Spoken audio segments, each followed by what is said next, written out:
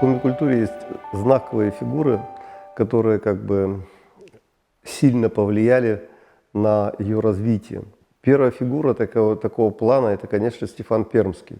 Он перевел на язык охотников религиозные тексты, которые, в общем-то, в этом языке их не было просто, да, вот, не было такого характера этих текстов. И он, в общем-то, и создал этот язык как таковой, он его усовершенствовал. Иван Куратов продолжил дело Стефана Пермского. В общем-то, он создатель коми-литературного языка. И как всегда говорят, он еще и родоначальник коми-литературы. А почему он родоначальник? Потому что он создал коми-литературный язык. Он создал коми-поэзию и включил в эту поэзию значения, которых до этого тоже в коми-языке не было. Но если о биографии говорить, Куратов родился 6 июля 1939 года по старому стилю. Новый стиль – это 18 июля. Куратову посчастливилось родиться, может быть, не посчастливилось даже, родиться в духовном сословии. Вот это вот сословное деление российское, оно сыграло большую роль в становлении Куратова. Сын священника, он закончил потом духовно-приходское училище в Усть-Сольске. После этого Яринское училище, тоже уездное уже духовно-приходское училище. И после этого прямая дорога была как священническому сыну в Вологодскую семинарию. Он закончил Вологодскую семинарию по первому разряду, то есть на отлично. Он был 9-м среди всего своего курса и получил направление в Московскую духовную академию. Но мы не знаем, как это случилось так, но в Московскую духовную академию он не попал. Духовное образование, вот это вот семинарское, оно давало очень много.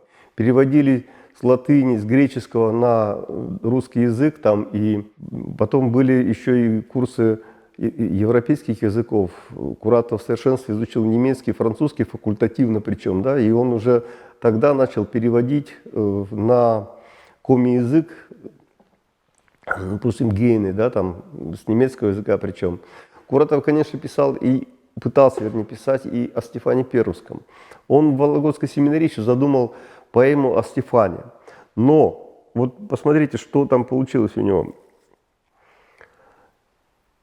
Он перебирал материал. И вот когда он вник в материал, оказалось, что главный герой его поэмы получается не Стефан Пермский, которого он вообще-то почитал, а его противник, Памсотник, главный волх этой пермской зырянской земли. Памсотник, почему он его выбрал? Потому что народ отказался от Памсотника. Понимаете, вот трагедия этого человека, который был повелителем этой земли, главным чародеем, главным волхвом, в том, что Стефан его победил, и народ от него отказался. Но не только народ, но и древние боги, которым он служил, тоже отказались от него и признали правоту того бога, который придет им на смену. И вот эта вот трагедия, она выводила на эту поэму на какой-то новый уровень. Это уровень шекспировских трагедий. Но Куратов так и не написал эту трагедию до конца, эту поэму, потому что он так и не мог решить для себя, в чем правота Стефана Пермского.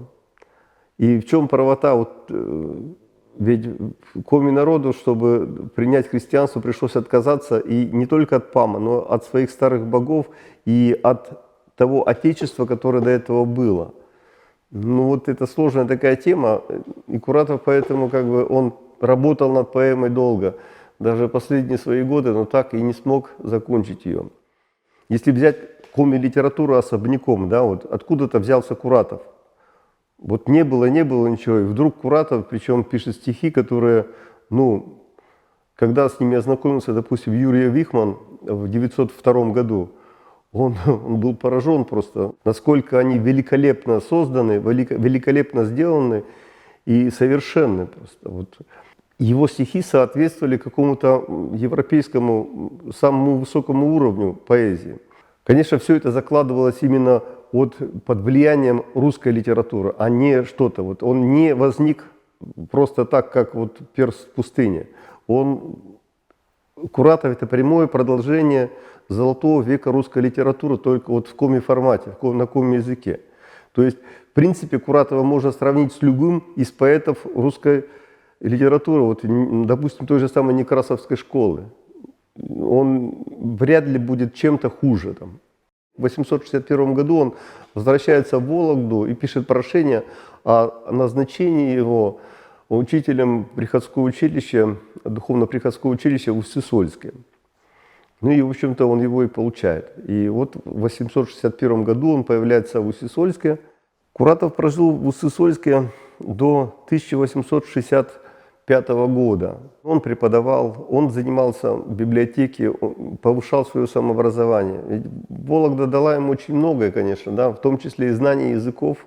А совершенствовать эти вот свои знания, конечно, он совершенствовал именно в Усть-Сысольске. Между прочим, Усть-Сысольск славился тем, что здесь была одна из немногих в России публичных библиотек. Что его не устраивало здесь? Не устраивала здесь его, наверное, маленькая зарплата. Маленькая зарплата он получал где-то 100 рублей в год. Ну, представьте себе, 100 рублей в год. Это, в принципе, даже по тем временам было очень мало. Я уже упоминал, что 60-е годы – это взлет русской литературы. И на небосклоне русской литературы в 50-е годы появляется звезда Некрасова.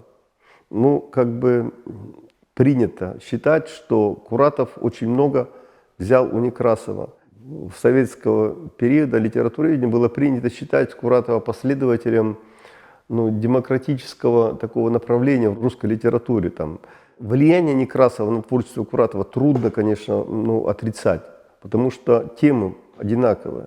И Некрасов ввел в литературу образ мужика. Конечно, не он первый вводил его, но тем не менее Некрасов считается вот как бы таким основоположником, основателем, что ли, темы народа в русской литературе. Чем отличается Некрасов от Куратова? У Некрасова и школы Некрасова, да, как бы они писали, он писал о страданиях народа. Да, вот есть народ, который страдает под гнетом там, тиранов. Там. Есть борцы за освобождение народа, там, типа Гриши Добросклонова там, из «Кому на Руси жить хорошо», которые там стараются как-то вытащить этот народ из-под этого гнета, да, и за это их отправляют на каторгу в Сибирь. Ну вот у Куратова нет этих мотивов вообще никак. Для него народ совершенно просто это какие-то человеческие страсти, человеческие страдания. Там, допустим, старик жалуется на то, что сын его притесняет. Он говорит, зажился ты на этом свете, пора тебе на тот свет, а ты все еще живешь, и нам приходится тебя кормить. А он его вырастил, да, и вот старик сетует на эту жизнь. В 1965 году выходит известный указ Урусова о призвании там, лиц духовного сословия, выпускников семинарий и духовных академий на службу в военное ведомство, на службу в полковые аудиторы. Аудитор – это следователь, по большому счету, но он исполнял обязанности и судьи, и прокурора, и дознавателя, там все в одном флаконе, как бы так. Его направили в 10-й линейный батальон, и Куратов сразу проявил себя таким исполнительным, добросовестным чиновником. Он был отмечен Герасимом Колпаковским, губернатором Семипалатинска, и как бы принят очень хорошо просто, как бы так. Он сразу как-то проявил себя. И когда Герасима Колпаковского отправляют на генерал-губернаторство в Туркестан, в Семиреченскую область, там в город укрепление Верное, то он берет своих людей вместе с собой. В числе этой команды, конечно, оказался и Куратов. О его вот приключениях в Казахстане или в Туркестане можно написать, наверное, книгу, подобную, вот, как у Бориса Акунина, о Фандорине. Потому что он вел кучу следственных дел. Он был и судьей, и прокурором, там, кем только он не был. И, ну, я не знаю, там просто настолько много, там за 2 месяца иногда он до 20 дел вел одновременно, там, да, и вот со всеми этим справлялся. И, кроме всего прочего, еще и писал стихи. Вот, кто такой был Куратов? Конечно, он был и поэтом, и замечательным следователем, и он был замечательным лингвистом. Ведь надо же было дано человеку знать 14 языков в совершенстве, включая санскрит и китайский, да? А кроме всего прочего, он еще и владел 36 языками, ну, то есть он мог с ними работать, да? Это тоже немало на самом деле. Причем все вот это вот он выучил сам, самостоятельно. Семинария не давала высшего образования, у него не было, собственно, филологического образования. Но тем не менее, вот это так.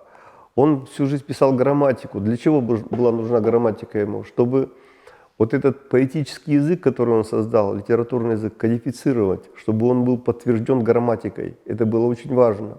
На самом деле грамматика – это большое подспорье, что ли, в создании литературного языка. И русские грамматики ведь тоже появились не сразу. Они появлялись тоже где-то в течение XIX века.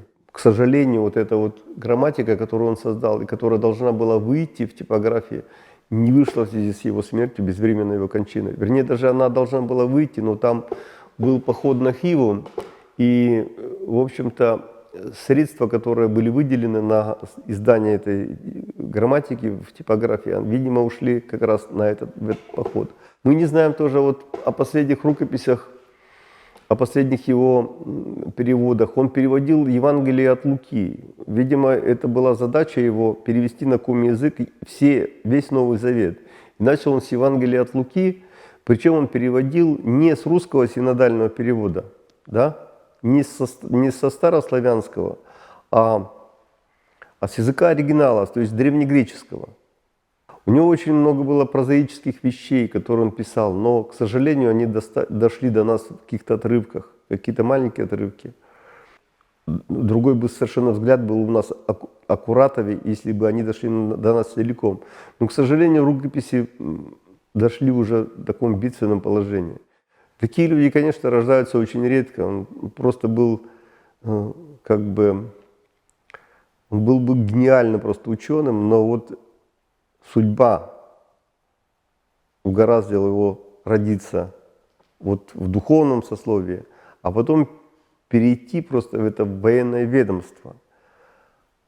А если бы он получил филологическое образование, как того требовалось бы, это вообще просто непонятно было бы.